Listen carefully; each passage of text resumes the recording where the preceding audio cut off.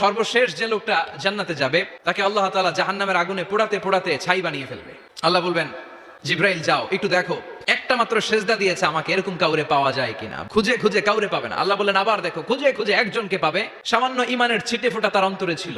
আল্লাহ বলবেন যেহেতু ছিটে ফোঁটা আছে, অনেক মাইর খাইছে, ওকে বের করে জাহান্নাম থেকে বের করে একটা নির্ধারিত দূরত্বে রেখে দাও, রেখে দেওয়া হবে। কিন্তু জাহান্নামের আগুনের লেলিহান শিখাতে তার গা ঝলসে যাবে। সে আল্লাহর ডেকে বলবে, মাবুদ তোমার কাছে আমি কিছু চাই না, জাহান্নাম থেকে তুমি আমাকে বের করেছো, জীবন নদীর পানি তুমি আমার গায়ের মধ্যে ঢেলে দিয়েছো, আমি আবার সজীবতা ফিরে পেয়েছি, আমি তোমার কাছে জান্নাত চাই না, শুধু নিরাপদ একটা দূরত্বে আমাকে রেখে আসো যাতে জাহান্নামের আগুন আমারে কষ্ট দিতে না পারে।